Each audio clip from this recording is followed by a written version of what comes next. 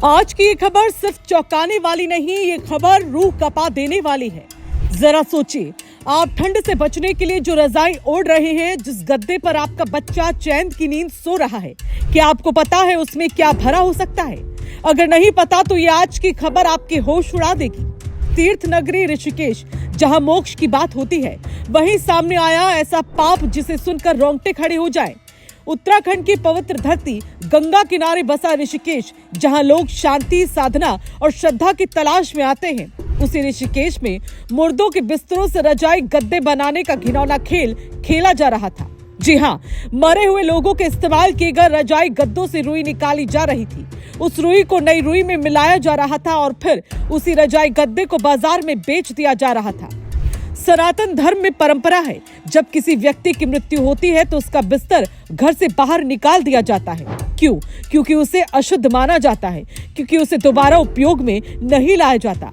लेकिन ऋषिकेश में कुछ लोग इसी परंपरा को कमाई का जरिया बना चुके थे। कैसे हुआ इस घिनौने खेल का खुलासा?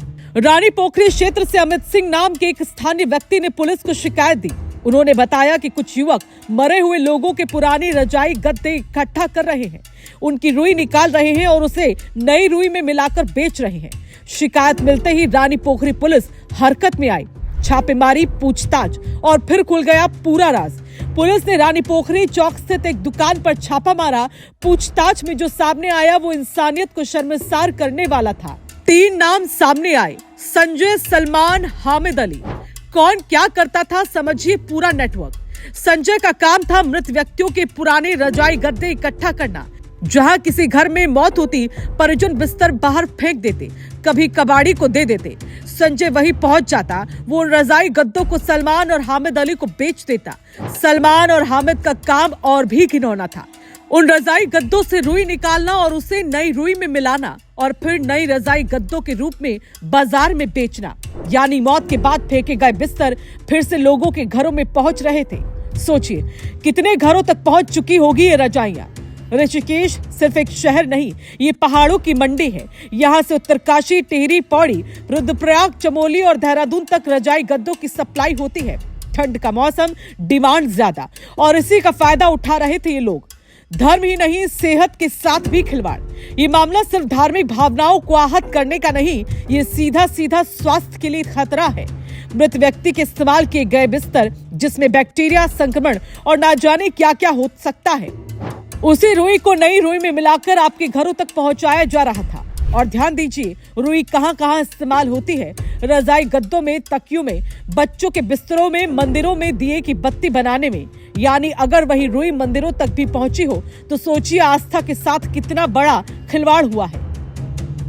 रानी पोखरी थाना प्रभारी विकेंद्र चौधरी ने बताया, शिकायत सही पाए जाने पर धार्मिक भावनाओं को आहत करने समेत अन्य धाराओं में मुकदमा दर्ज किया गया। 3 आरोपियों को गिरफ्तार कर कोर्ट के आदेश पर जेल भेज दिया गया है। पुलिस ने कहा है कि मामले की गहराई से जांच की जा रही है और अगर और लोग जुड़े पाए गए तो उन पर भी कार्रवाई होगी। इस खबर के सामने आते ही पूरे ऋषिकेश में गुस्सा है। सनातन परंपराओं में मृत व्यक्ति के बिस्तर को कभी उपयोग में नहीं लाया जाता। ऐसे में घटना लाखों लोगों की भावनाओं को ठेस पहुंचा रही है। ये सिर्फ एक अपराध नहीं, ये चेतावनी है। सावधान हो जाइए। अगर आप भी सस्ते के चक्कर में बाजार से रजाई गद्दे खरीदते हैं तो अब सतर्क रहना बेहद जरूरी है। पूछिए कहाँ की रुई है, कैसे तैयार हुई, किससे खरीद रहे हैं, क्योंकि अगली बार खतरा किसी और के घर में हो सकता है या शायद आपके अपने घर में।